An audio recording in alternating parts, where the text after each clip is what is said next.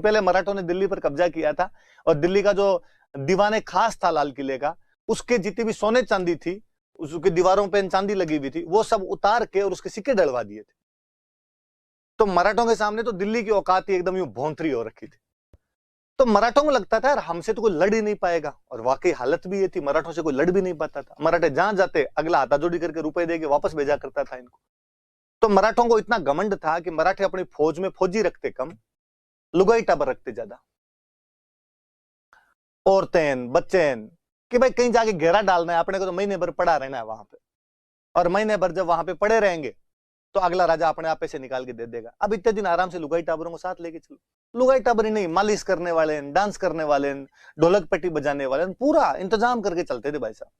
सूरजमल जी नहीं समझा, इंटेलिजेंट बंदे थे। अरे का मूर्खों, इन लुगाई टाबरों को यहीं भरतपुर छोड़ दो, कोई बात नहीं, महाराष्ट्र नहीं छोड़ के आए तो आप लोग, इनको तो यहीं छोड़ दिया जाए और आप चलो, सेना हल्की कर लो, केवल सैनिक लेके चलो, मैं और साथ चलने के लिए तैयार। पर मराठों का सेनापति हुआ करता था सदाशिवराव भाऊ।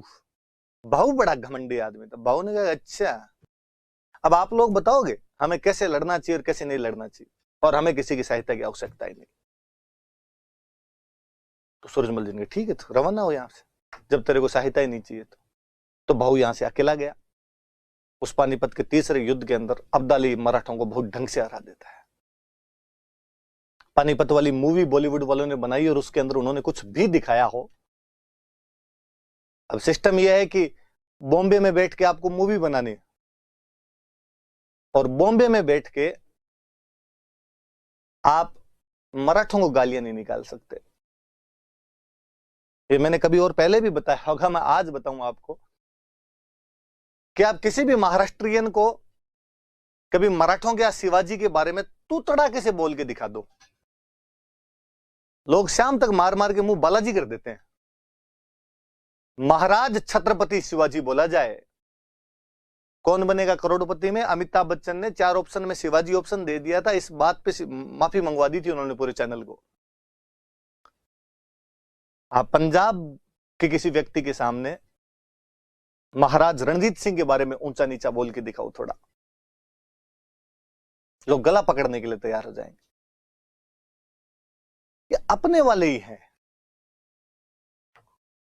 जिनको अपने इतिहास, अपनी भाषा, अपनी संस्कृति से भगवान जाने क्यों लगाव नहीं होता।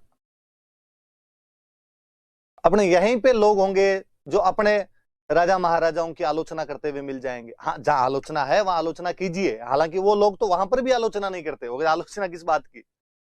आपकी मान डाकण गुण गए। अपने यहां कोई महाराणा प्रताप के बारे में, पृथ्वीराज चौहान के बारे में, सवाई जय सिंह के बारे में, सूरजमल जी के बारे में, किसी के बारे में कोई ना कोई आदमी कुछ नहीं करता मिल ही जाएगा, ये नहीं किया वो किया। मराठा ऐसे नहीं करते, तो बॉलीवुड वालों की हिम्मत भी नहीं होती कि बॉम्बे में बैठ के मराठों के खिलाफ कुछ बताओ। अब चूंकि मूवी बनाई तो किसी ना किसी को तो विलन बनाना पड़े, जिनका राजस्थान वाले को बना दो। अपने पे एक्सपेरिमेंट कर करके देखे हुए उनके कि इनको बना दो, ज्यादा से ज्यादा को हो हल्ला मचेगा, हो हल्ला मचेगा तो मूवी और हिट हो जाएगी। ये तो है नहीं कि अगली बार ये करेंगे नहीं। तो इन्होंने पानीपत में सूरजमल जी को विलेन बनाने की कोशिश कर दी। मैंने तो क्लास में मना किया हूं, नहीं अपने ये मूवी देखनी नहीं, कोई मत देखने देना भाई, वरना हमेशा मैं मूवियों का समर्थक रहता हूं। मैं बच्चों को हमेशा कहते हैं भाई मूवी देखने जाया करो, मूवी देखने से सीखता ही है बंदा। पानीपत आई तो उससे पहले था कि नहीं यार पानीपत देखेंगे। मराठे जो कुछ हो, भले ही अपने साथ लूटमार की हो, राजस्थान के साथ लूटमार की हो, पर उस समय एक विदेशी आक्रांता से लड़ने के लिए गए थे, तो मराठों की बहादुरी देखेंगे अपने। पर बाद में पहले दूसरे दिन रिव्यू पता चला और उन्होंने कहा अच्छा राजस्थान के बारे में उल्टा सीधा दिखाऊंगा। अच्छा तुम बड़े सियाने हो इस मामले के अंदर कि बॉम्बे में बैठ के मराठों के खिलाफ तो कुछ बोल नहीं सकते, तो हमें मिले, हमारे वाला नाथी का बाड़ा है कि तुम सूरजमल जी के बारे में कुछ भी कर दोगे और लोग यहां पर बोलेंगे नहीं। विरोध भी किया लोगों ने और सही लगा कि यार विरोध किया जाना चाहिए। राजस्थान के तमाम क्षेत्रों से आवाजें आई, केवल भरतपुर नहीं बाकी लोग भी बोले कि नहीं साहब गलत है आप हमारे राजा के बारे में, और जो फैक्ट है ही नहीं। फैक्ट हो तो वहां पर आदमी फिर भी सोचेगा यार ऐसी कोई बात रही होगी, तो झूठा ही आगरा का किला मांग लिया था। अखबार विवाद आया तो अखबार के अंदर आया कि उन्होंने कुछ ऐसा ऐसा ऐसा बताया था। तो मत देखा कीजिए, आपने जब इन फिल्मों का बॉयकॉट करना शुरू करेंगे तब इनकी बुद्धि आएगी और वास्तव में तब ये थोड़ा ढंग से दिखाना शुरू करेंगे। और वैसे मैं हमेशा कहता हूं कि बॉलीवुड वाले हिस्ट्री पर फिल्म बनाना जानते नहीं, कचरा करना होता है इनको हिस्ट्री का। इनको केवल नाच गाने दिखाने आते हैं, जो हिस्ट्री की मूवी में भी नाच गाने दिखा देते हैं। बाजीराव जैसे योद्धा से इन्होंने ढोल पिटवा लिए, तो बाकी लोगों का तो किया ही क्या जा सकता है। बाजीराव यार क्या राजा रहा था। उस मूवी में बापड़े को बाजीराव को यूं दिखाया खिलौने जैसा कोई। मुझे लगता है मेरे पास जब खूब सारे पैसे आ जाएंगे तब मैं बाजीराव की बहुत अच्छी मूवी बनाऊंगा, जिसमें बाजीराव के बारे में बताया जाए कि बाजीराव क्या चीज था। मैं इतिहास का विद्यार्थी और बाजीराव को देख देख के रोमांचित होते हैं। मुझे वीरमदेव फिरोजा पर मूवी बनानी है यार। उसमें एक्शन, रोमांस, कॉमेडी, ट्रेजेडी सब कुछ है। आप में से यदि किसी का मन हो कि मूवी में काम करना है तो फोन करके लिखवा देना, नाम लिखवा देना कि कौन सा रोल करना पसंद करोगे।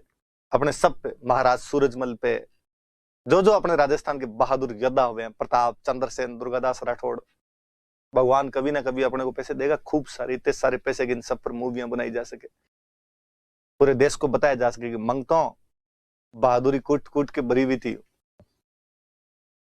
बात आगे की सुनिए आप। मराठे हार गए, भागे वहां से मराठे। लुगाई टाबरों को साथ में लिए हुए सैनिक तो थे नहीं बेचारे, सैनिक तो लड़ लिए, बाकी तो भागेंगे वहां से और क्या करें। सैनिक भी घायल हो गए, वो भागेगा क्या करेंगे। वापस बीच में से भरतपुर आया। उस बंदे की न केवल बहादुरी बल्कि शरणागत वत्सलता की दाद दीजिए आप कि जिस महाराज सूरजमल को मराठे अपने साथ नहीं लेकर गए थे या उसकी सलाह नहीं मानी थी, उस व्यक्ति ने भागते हुए मराठों को न केवल भरतपुर में शरण दी थी बल्कि खूब दिनों तक उनको यहां पर रखा था, उनके खर्चे के लिए रुपए तक दिए थे।